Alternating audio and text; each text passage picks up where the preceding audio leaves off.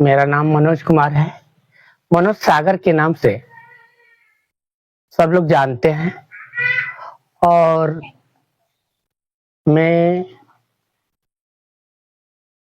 तेज विद्यार्थियों के लिए मैं नहीं पढ़ाता हूँ। मैं उन बच्चों को पढ़ाता हूँ जो वाकई में नॉर्मल हो, गरीब परिवार के हो। मैं उन बच्चों का सपोर्ट करता हूँ। तेज विद्यार्थी तो स्वयं ही कुछ कर सकता है, लेकिन नॉर्मल विद्यार्थी कठोर परिश्रम करता है अपने माँ बाप के सपनों को पूरा करने के लिए। मेरे चैनल का नाम है, ये जो वीडियो मैं बना रहा हूँ वो क्लास 10 से लेकर 12th, क्लास 10 और 12 दोनों के लिए यह है। इसमें नाम दिया गया है, चैनल का नाम है मनोज सर स्टडी पॉइंट 1। इस चैनल का नाम है मनोज सर स्टडी पॉइंट 1। गौर करेंगे, हम इस पे चर्चा करेंगे। पढ़ाने से पहले कुछ बातें हम आपस में शेयर कर लेते हैं। आप एक कल्पना कीजिए, सपोज दैट कि आपके सामने अगर कोई पिक्चर, एक मूवी देखे होंगे तारे जमी पर। तारे जमी पर मूवी देखें तो उस मूवी में यह बताया गया है, आप लोग देखते हैं तो उसमें का फैशन देखते हैं, स्टोरी देखते हैं, लेकिन अगर एक शिक्षित वर्ग देखता है, एक अध्यापक देखता है, तो वो उस कंडीशन से, उस मानसिकता से देखता है उसमें क्या छुपा है उस मूवी में, जो बच्चों को हम दे सकें। उस मूवी में मैंने जब देखा तो एक ऐसा चीज पाया, एक ऐसा कैरेक्टर पाया, वह ईश्वर लिखने वाले राइटर की कोटि कोट धन्यवाद हो। उसमें एक चीज मिला, और वो चीज मिला, मैंने उस जीवन में अपने आप को, अपने जीवन को उस व्यापक रूप के रूप में धारा। उसमें यह मिला कि एक ऐसा बालक है जिसको शब्दों का ज्ञान नहीं है, जिसके शब्द मस्तिष्क से गायब हो जाते हैं। कोई कुछ भी पढ़ा, कोई टीचर, कोई विद्यालय उसका एडमिशन नहीं करता है। और जब एडमिशन नहीं करता है तो उसके बावजूद वो लड़का मायूस होता है, उसके गार्जियन अभिभावक मायूस होते हैं। तब जाकर एक ऐसा टीचर आता है जो नायक उसमें होता है, जो हीरो होता है, वो आता है और उस बच्चे की मनोदशा को, भावना को समझता है। वह कहा जाता है, गार्जियन बच्चों को बार बार अपनी दशा में, तुम फोर्स में हो जाओ, तुम मैनेजर बन जाओ, तुम डीएम बन जाओ, तुम कलेक्टर बन जाओ। इससे करने से नहीं बच्चे पढ़ पाएंगे, छोटा हो चाहे बड़ा हो। बच्चे का क्या स्वप्न है, बच्चे की रुचि किस पे है, उसकी दशा को समझे और तब उस मार्ग को चुने। और जब तक ये नहीं करेंगे तो आपका बच्चा शिक्षित नहीं हो सकता। वो जिस मार्ग उसको अच्छा लगता है उस मार्ग में वो बेहतर होगा और वो कुछ कर गुजरेगा। आपको यही कहना है कि जिस प्रकार उस बच्चे को नायक ने परखा, उसी प्रकार आप भी अपने बच्चों को परखें कि वो किस लाइन में जानना चाहता है। खेल में उसका रुचि है, पढ़ाई में रुचि है, किसमें है, उस लाइन में उसको भेजें। बस कोई गलत कार्य, कोई गलत रास्ता ना अपने बच्चे को दे, शिक्षित बनाए। अंबेडकर जी ने कहा था, शिक्षा वो शेरनी का दूध है जो जितना पिएगा उतना ही दहाड़ेगा। यह वाक्य डॉक्टर भीमराव अंबेडकर साहब ने कहा था। और इसी के साथ हम अपना लेक्चर चालू कर रहे हैं। ध्यान देंगे आप लोग। चैनल का नाम हमने बताया, पिछले वीडियो में हमने बताया बीम ऑफ लाइट, प्रकाश किरण पुंज किसे कहते हैं, तो हमने बताया, उसका रिवीजन फिर कर दे रहे हैं। हमने बताया कि किसी स्रोत से निकलने वाली असंख्य प्रकाश की किरणों के समूह को प्रकाश किरण पुंज कहते हैं। फिर हमने बताया कि प्रकाश किरण पुंज 4 टाइप्स की होती हैं। कितने टाइप्स की होती हैं? 4, 1 2 3 4।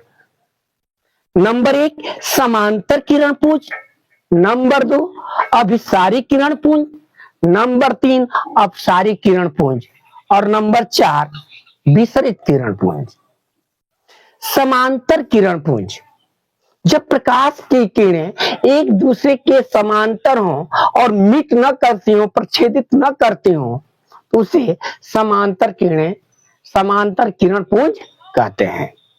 दूसरा हमने परिभाषा बताया अभिसारी, जब प्रकाश की किरणें किसी बिंदु पर मिलती हुई प्रतीत हों या किसी बिंदु के तरफ आती हुई प्रतीत हों, उन्हें अभिसारी पुंज कहते हैं।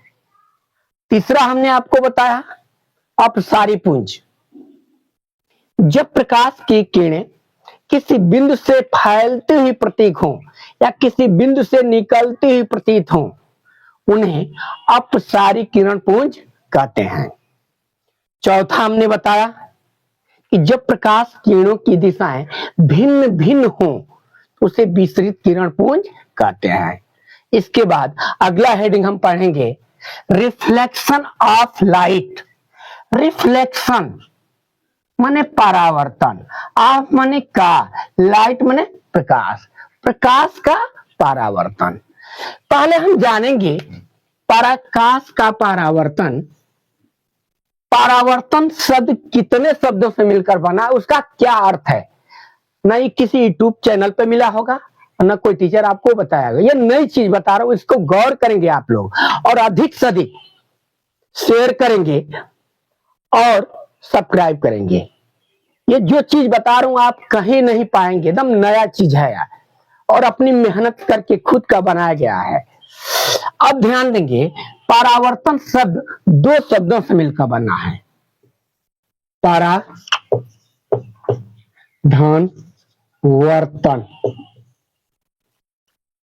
परा का अर्थ होता है वापस, वापस। वर्तन में होता है विचलन, विचलन। अब विचलन का अर्थ होता है मुड़ना। ध्यान देंगे, या कहीं कहीं पे हम पारा का अर्थ अधिक से अधिक परावर्तिक के रूप में लेते हैं। किसके रूप में लेते हैं? परावर्तिक के रूप में लेते हैं। तो बच्चे पारा आवर्तन ये दो शब्द हैं, और दोनों शब्दों को हम समझेंगे। अगर समझ गए तो डिफिनीशन याद करना आसानी है। एक रबड़ की गेंद लें और उस रबड़ की गेंद को एक्चुअली उठाएं, अपनी हथेलियों पर रखकर उसको उठाएं और अपने दीवार की तरफ थ्रो करें। जब फेंकेंगे दीवार की तरफ तो वह गेंद उस दीवार से टकराएगी और टकराने के बाद पुनः हमारे तरफ एक्चुअली क्या होगा? वापस आएगी। ये जो घटना होगा, इसी घटना को प्रकाश का परावर्तन कहते हैं, जो आप दैनिक जीवन में आप प्रयोग कर सकते हैं। परा माने वापस या परावर्तित, वर्तन माने विचलन या मुड़ना। अब बच्चे इसका परिभाषा हम दे सकते हैं। जब प्रकाश की किरणें, यहां पर ध्यान दीजिएगा, इतना के बाद परिभाषा आता है। अब परिभाषा हम बता रहे हैं। जब प्रकाश की किरणें किसी चिकने अथवा पालिशदार सतह से टकराती हैं और टकरा कर पुनः उसी माध्यम में वापस लौट जाती है, जिस घटना को प्रकाश का परावर्तन कहते हैं। जैसे यहां चित्र बनाए हैं, जब प्रकाश की किरणें किसी चिकने या चमकीले सतह से टकराती हैं और टकराकर उसी माध्यम में वापस लौट जाती हैं, एक्चुअली इस घटना को प्रकाश का परावर्तन कहते हैं। कोई दिक्कत, कोई डाउट? कोई डाउट नहीं। आगे देखेंगे। इतना जानने के बाद यहां पर देखिए, हम टार्च एक बनाए हैं और ये टार्च है, और टार्च को ऑन करेंगे, इससे असंख्य प्रकाश की किरणें निकलेंगी। इस टार्च से कितनी किरणें निकलेंगी? असंख्य निकलेंगी। असंख्य किरणों में से एक किरण को हम चमकीले सतह पर भेजेंगे, तो जो किरण तल पे आती है, चमकीले सतह पर गिरेगी या चिकने सतह पर गिरेगी, उसे आपतित किरण कहते हैं। कौन सा किरण कहते हैं बच्चे लोग? आपतित किरण। अब यह किरण जिस पॉइंट पर मीट करेगी, उस बिंदु को हम आपतन बिंदु कहते हैं। क्या कहते हैं बच्चे? आपतन बिंदु। जब आपको एक्चुअली आपतन बिंदु पता चल जाए तो उस पर एक अभिलंब खींचते हैं, नॉर्मल। और जब अभिलंब के बाद वे किरणें उसी माध्यम में वापस लौटेगी टकराकर, तो उसे परावर्तित किरण कहते हैं। जो किरण तल के तरफ आती है उसे आपतित किरण, जो किरण टकरा कर जाती है उसे परावर्तित किरण, जो किरण आपतन बिंदु पर लंबवत, जो रेखा आपतन बिंदु पर लंबवत होता है उसे अभिलंब कहते हैं। फिर सुनेंगे, जो किरण तल के सतह पर आती है उसे आपतित किरण, जो किरण तल के सतह से टकरा कर जाती है उसे परावर्तित किरण, और जो लंबवत रेखा खींचा गया होता है आपतन बिंदु पर उसे अभिलंब कहते हैं। फिर ध्यान देंगे, आपतित किरण और अभिलंब के बीच में एक झुकाव बनता है। झुकाव का मतलब एंगल, कोण। कोण, आपतन कोण को आई से, परावर्तन कोण को आर से नोट करते हैं। इससे आपतन कोण कहते हैं, इससे परावर्तन कोण। इतना जान लिए। इतना जानने के बाद अगला हेडिंग आता है प्रकाश के परावर्तन के नियम। प्रकाश के परावर्तन के नियम। परावर्तन का नियम क्या होता है बच्चे? ध्यान देंगे। प्रकाश के परावर्तन के नियम को दो भागों में बांटा गया है। प्रकाश के परावर्तन के नियम को दो भागों में बांटा गया है। ध्यान देंगे, नंबर 1 प्रथम नियम, नंबर 2 द्वितीय नियम।